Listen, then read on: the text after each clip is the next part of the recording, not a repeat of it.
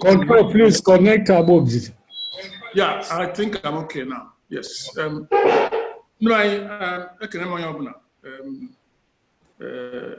our PG, Chief Iwuanyanwu, Nayoku, Dr. Mailazo, and I can Aija Gamba, Buko Chairman, Koichi Yazen.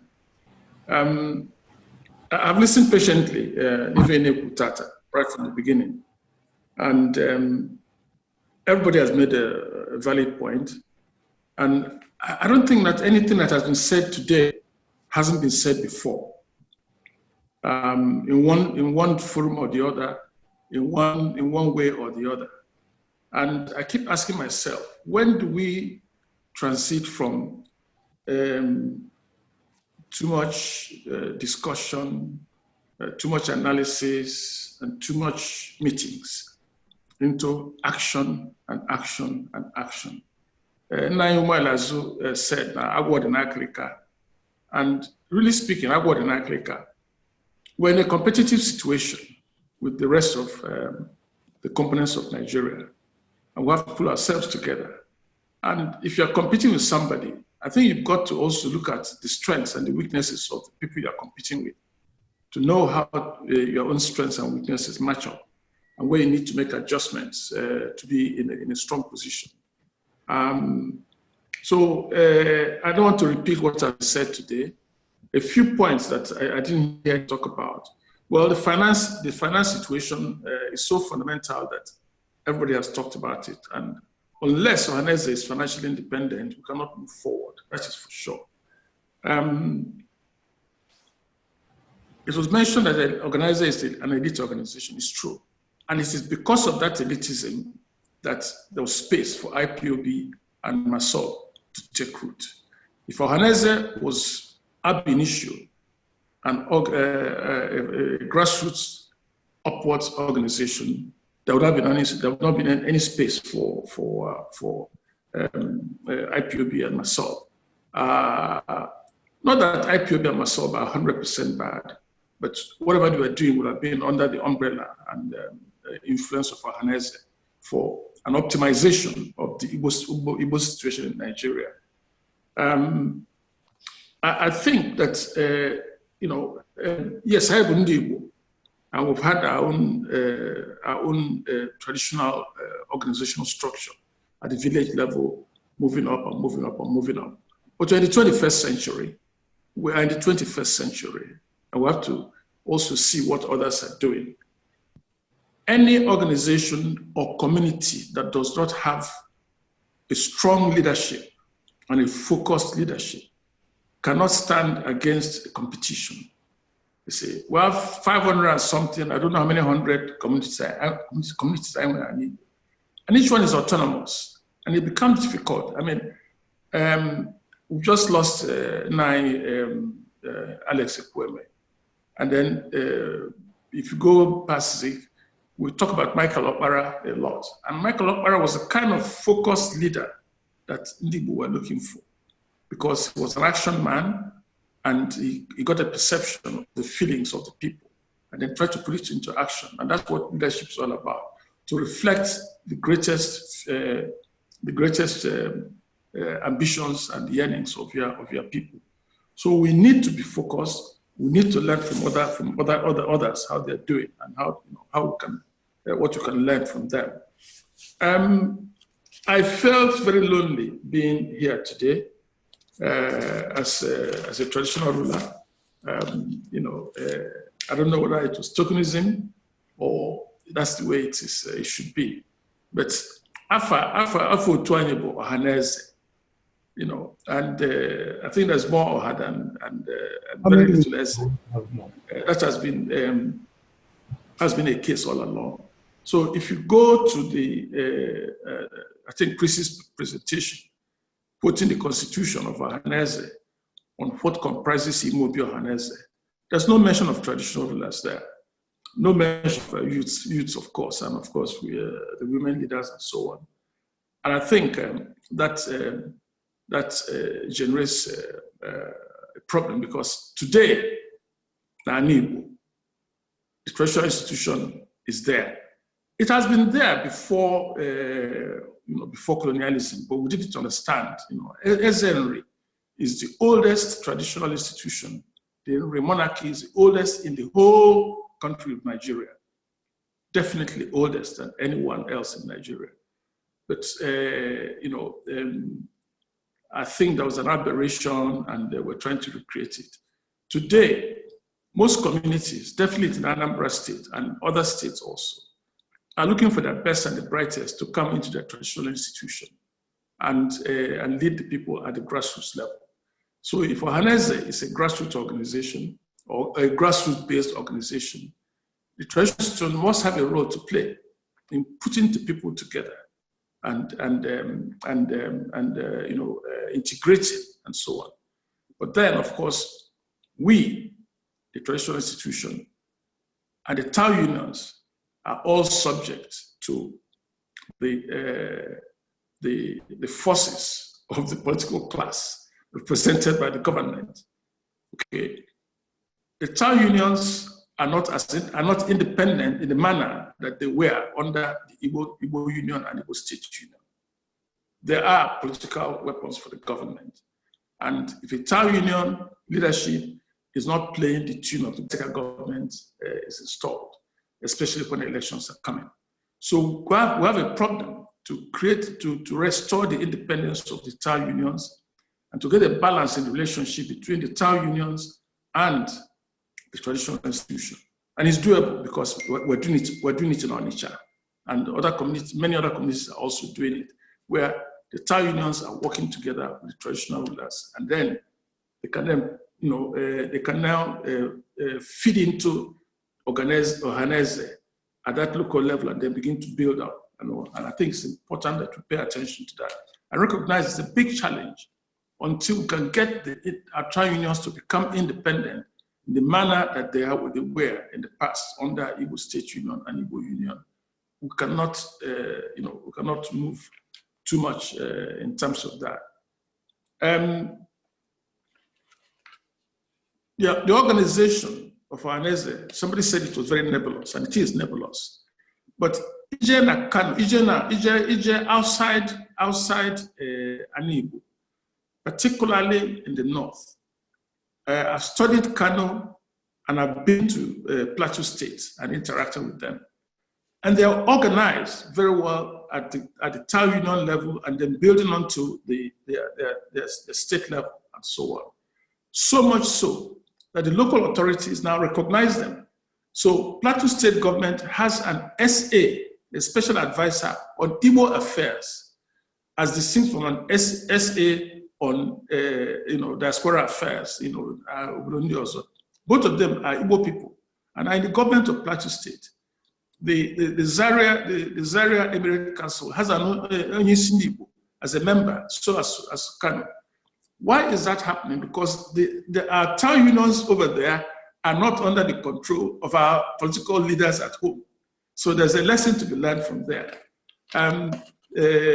Without going too much further, I'll write some of my comments down and send them to the Ohanaeze leadership, because I think that a lot of useful information and a lot of useful analysis have come out today.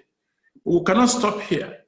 And my recommendation is that Ohanaeze leadership should set up a workshop of our best and brightest. Some of them spoke today, and there are others who didn't come today, in diverse fields, to come together. Even if they have to stay there for 1 week, let them stay there for 1 week, with professional facilitators, people like Kenny Bokwe of KPMG, previously, and so on. And let us have a complete, strategy session on the way forward for Ohanaeze, looking at our challenges and finding solutions so that the next leadership will have a template to take on and work upon. Okay, that's my ultimate suggestion.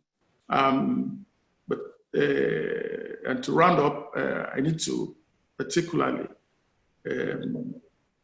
commend Chief Iwuanyanwu for his leadership over the period. I've had the benefit of working closely with him on a few issues. And I dare say that if he had 20% of the support that we all expect he should have in terms of funding, government support, etc., could have done even more than he has achieved so far, but he has achieved quite a lot. Building bridges to the other our neighboring ethnic groups and so on, and actually provided leadership. They expect leadership from him. I think it's a great achievement. I think we shouldn't underplay it, and I think it sets a pattern for successor. But we need to have a well thought out template. And I think a workshop should provide that basis. To have a strategy document which can look at the constitution and the funding and all the challenges, the town unions and their independence, and etc. I'll stop so far. Like I said, I'll write a note and send it in to the leadership of Ohanaeze on my own thoughts on the way forward. Darlun, thank you very much for the opportunity. Thank you. Thank you, Abogidi. And as usual, your royal blessing, and we expect the note to the Secretariat of Ohanaeze. Now, Aheji Agamba, sorry we have kept you waiting, just like Abogidi. It's not a mark of disrespect. Mana Mini Jurakiron, could we have you? We know that we are trying to manage time, but Aheji Agamba, we need your brief intervention before we call Professor Ezilo and Admiral Delezoba, Professor Antonio Ejiofor, and the rest. Aheji Agamba, please. Can you control, please? Could you connect Aheji Agamba? Because all protocols of that. Everything Emmanuel, how we have been discussed within these 5 hours. A lot have been said. It's an agenda. But don't worry, 1 or 2 points into it points out. One of them, all about one Nairo came from River State. That's my friend, I think Andy. I think his name is Andy. Andy Wabali. Andy. Now, I want to. Andy Wabali, yes. Now, listen. I know him. I know in 1950, I was a teacher's boy in St. Peter's. It's from there. I lived I brought up your place. From there, I went to St. Patrick's. People are deliberately spoiling our relationship with our brothers, and your people are transmitting it to the younger ones. The younger ones are more hostile to us than even the older ones. Now, this question of rumor and so is not Igbos, they are missionaries. When missionaries came, they wanted to have a central Igbo. They did it to Nsukka, they did it to Onitsha, they did it to Owerri. So there is no Igbo language that was not distorted by the missionaries who wanted a central Igbo. Those things about Umokoro or Umuoku or Rumola and all Umapara, all those things were done by the missionaries. They were CMS missionaries from Britain who came here with local missionaries. Your people are mainly CMS people, and I was in CMS. So I know that very well. I would like you, please, to go and correct this impression. There is no Igbo, you see, in Nsukka and Abakaliki, there is no town that didn't have a distinction because of the effort to create a central Igbo. Please. So, Igloro, Bekurumdoro, Manju, I may discuss. I'm speaking equally, some of you are not hearing it. Now, second point I want to make is that we thank the President General and we thank the whole Modo family. There is no way we can talk about Ohanaeze, this phase of Ohanaeze, without talking about them. Ohanaeze has gone through 3 phases. The first one, when MPP and MPN struggle killed it. Second time, Buhari came to power, they were banned, proscribed. When Babangida lifted political activities, every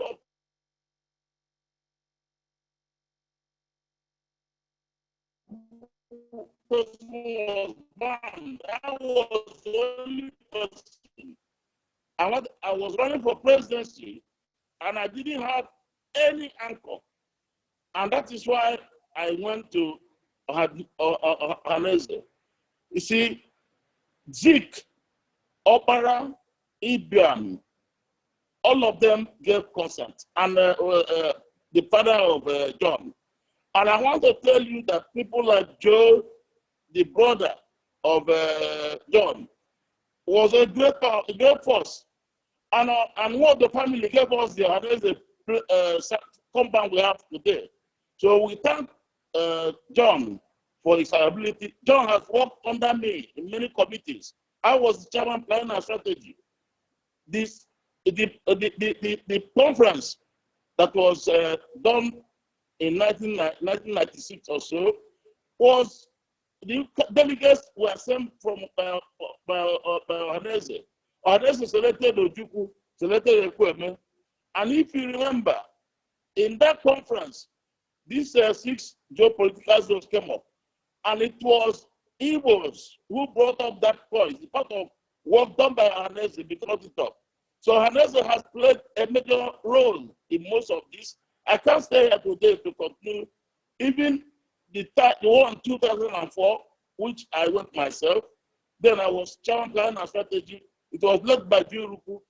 Ohanaeze also played a part in everything. The River State, our brothers there, Ohanaeze played a part in changing the derivation from $3 to $13. I was the chairman, business leaders of Eastern Nigeria. I led the delegation that went to the president, and we fought hard and changed derivation from $3 to $13. Even when we went for that press conference, it was fought hard. We all came together to see if we can make it to 25. Igbos has always supported our brothers in the River State. So I want you to tell your younger ones the true stories about Igbos. We are not greedy people who want to fight our brothers or despise our brothers. We are not. But this is a story being handed over, unfortunately, by people. I respect Agoma. I respect the Kublewanodi. I respect all these people. I respect as a Woruchen. All these people have been who have been there in Ohanaeze. Senator Ella. Senator Ella never missed any meeting of Ohanaeze. Agoma never missed any meeting. Okwe never missed. But today, that caliber, many Igbos, they are who are credible, who are there, but they are not actually showing interest. It looks as if there are those kinds of people to come and find out what people are doing there. So please, we Igbos have a lot of respect and love for our brothers. We fought for Jonathan, even though he's an German. But it's from that way. We Igbos, I fought most of the battle about Jonathan. Now, finally, the thing of finance. This question of talking of finance, there's no way you can run Ohanaeze without money. We have to encourage, we have to set up a finance committee because it is an agenda. I believe PG will take up what they are very important about question of going to have town union contributing as well. It's our friend against. But you know, the type of money spent today requires an input by some money bags. We should encourage our people to know that Ohanaeze is a very powerful tool for stability, for progress and development of Igbo land, so that they will not do that. And then let me also correct the impression that in River State, in Igwe, that every town there is a town Igbo union. There is no, it's not Igbo union. Those unions are not Igbo. They are just their own towns. Now, Ohanaeze, finally, let me say, the basic, I was one of those who I funded and financed this, and we cannot forget Nwabese, Jerome Udoji.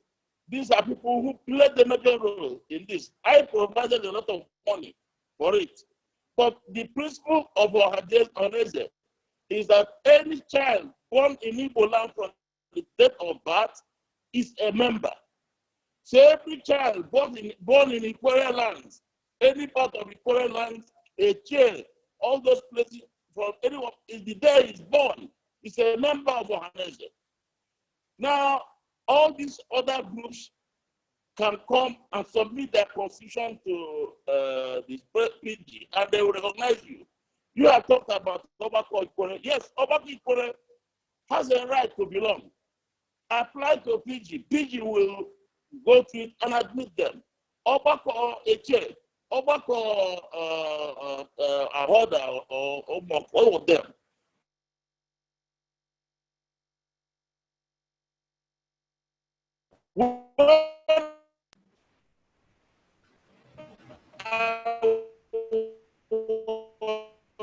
Made Ahmed Ndigbo. As the whole Lucha was there, as the